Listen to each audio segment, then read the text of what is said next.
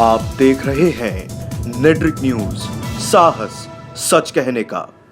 ST/SC act और जातिगत आरक्षण के विरोध में 6 सितंबर को रीवा में सवर्ण समाज ने महाबंद का ऐलान किया है। आपको बता दें कि SC/ST एक्ट को लेकर सवर्ण समाज में आक्रोश और नाराजगी देखने को मिल रही है। बंद का ऐलान रॉयल राजपूत संगठन MP के अध्यक्ष सत्येंद्र सिंह परिहार ने किया है। साथ ही परिहार ने कहा है कि जब तक इस संशोधित एक्ट को वापस नहीं लिया जाता है तब तक विरोध जारी रहेगा। मध्य प्रदेश में ST/SC एक्ट का जबरदस्त विरोध देखने को मिल रहा है।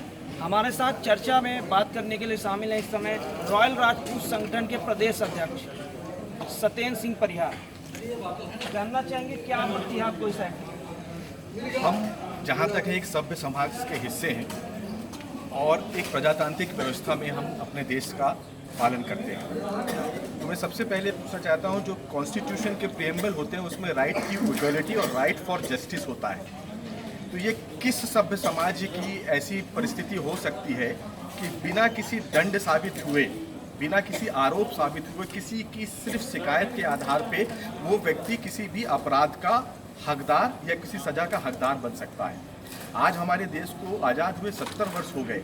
क्या हमारी कानूनी प्रक्रिया, हमारे जो संवैधानिक ढांचा है, जो हमारी जस्टिस प्रक्रिया है, इतनी कमज़ोर है कि मात्र किसी वर्ग विशेष के कहने पे किसी वर्ग विशेष को हम उसको अपराधी घोषित कर सकते हैं? और इस चीज़ का कैसे निर्णय ले सकते हैं कि मात्र एक व्यक्ति ने आरोप लगा दिया और उस व्यक्ति को आरोपित घोषित कर दिया जाए? संशोधन क्या चाहते हैं इस पे? संशोधन ये चाहते हैं, जैसे कि माननीय सुप्रीम कोर्ट ने ये अध्यादेश दिया था, जिसके अमेंडमेंट की एक प्रक्रिया की थी कि कम से कम विभागीय जांच हो, DSP स्तर की जांच हो, जब तक उस चीज़ का पुख्ता सबूत न मिल जाए कि किसी व्यक्ति को प्रताड़ित किया गया है या किसी व्यक्ति को दोषी करा दिया गया है, तब जाके उसमें हो। और सबसे पहली बात है कि अगर हम भारत के नागरिक हैं, ये अगड़ा, ये पिछड़ा कहाँ से आ गया?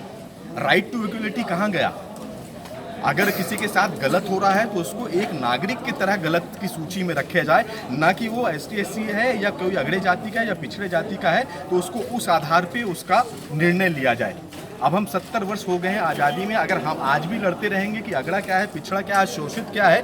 मैं सबसे पहले आप सबके चैनल से माध्यम से पूछना चाहता हूं कि जब देश 1947 में आज़ाद हुआ था, उसके 200 साल पहले तक हम अंग्रेजों के गुलाम रहे हैं और उसके 600 साल पहले तक हम किसी न किसी आताताई मुसलमान या मुस्लिम आतंकियों के गुलाम रहे हैं। तो जो देश 800 साल से परिधानता की बेड़ियों में जकड़ा हो, उसमें अंगड़ा और पिछड़ा कहाँ से आ गया? सरकार से कितनी नाराजगी? बात सरकार की नहीं, बात ये पूरे सिस्टम की है। क्योंकि अगर आज की सरकार है या आने वाली सरकार है, वो आज एक वोट की राजनीति में आदमी को आदमी से अलग करने की चेष्टा पे लगे हुए हैं। मैं ये सबसे पूछना चाहता हूँ सभी स्वर्ण भाइयों से, और सभी से अनुरोध भी करना चाहता हूँ कि अगर हमने अन्याय के खिलाफ होके ही, हमको एक आज़ादी जो है 1947 में 15 अगस्त में ज़रूर मिली थी, लेकिन अभी भी हम वैचारिक जो है गुलामी में है। और वैचारिक गुलामी हमारी जातिवादिता है, हमारी क्षेत्रवादिता है और हमारी जो है वो कट्टरवादिता है। अगर हम कोई संगठन समाज बन रहा है तो समाज को, हमको संगठित होकर एक दूसरे को मदद करके हमें देश को मजबूत करना है। लेकिन मैं देख रहा हूँ पिछले कई सालों से लोग संगठित होते हैं जाति के आधार पर और अपने देश को ही कमज़ोर करते हैं। और ऐसे कमज़ोर करने वाले लोगों को हम बढ़ावा देंगे तो हम देश की तरक्की कभी भी नहीं कर पाएंगे। तो आपका अगला कदम क्या है? अगला कदम ये होगा कि 6 तारीख को हम सब स्वर्ण समाज मिलकर, जिसमें ब्राह्मण जिला स्तर पे, प्रदेश स्तर पे राष्ट्रव्यापी विरोध करेंगे, देशव्यापी विरोध करेंगे, क्षेत्रीय स्तर पे विरोध करेंगे। क्योंकि अब बहुत हो चुका है। हम आज़ाद देश में, हमको आज़ाद महसूस भी कराना है अपने आप को। हम किसी भी गुलामी में, किसी भी ज़बरदस्ती में अब नहीं रह सकते।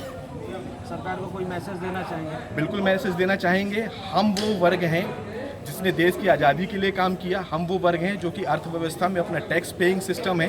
हम वो हैं जो हमने कभी भी देश को कभी किसी चीज़ के लिए मजबूर नहीं किया। लेकिन अगर हमारे बच्चों और हमारे भाइयों के भविष्य को लेके, उनके आत्मसम्मान, उनके मान सम्मान पे कोई बात उठेगी, उसके लिए अत्याचार के लिए कुछ किया जाएगा, तो यकीन मानिए हमने अगर देश के लिए जान दी है तो हम किसी भी नियम के लिए जो कि हमारे विरुद्ध है और बिल्कुल भी न्याय संगत नहीं है, हम किसी भी स्तर पे जा सकते हैं। हम कुछ भी करने के लिए तैयार हैं। हम अपने भाइयों के साथ अन्याय नहीं होने देंगे। बता दें कि केंद्र सरकार के SC/ST संशोधन के बाद सवर्ण समाज पूरी तरह मोदी सरकार से नाराज है, जिसे लेकर आंदोलन भी चरम पर है। बहरहाल देखने वाली बात ये होगी कि आने वाले विधानसभा चुनाव और उसके बाद लोकसभा चुनाव में इसका क्या परिणाम देखने को मिलेगा। Bureau report, network news, Rewa. हमारे साथ जुड़े रहने के लिए हमारे YouTube चैनल को सब्सक्राइब करें, साथ ही बेल आइकन को दबाएं। नेटवर्क न्यूज की खबरें सबसे पहले देखने के लिए।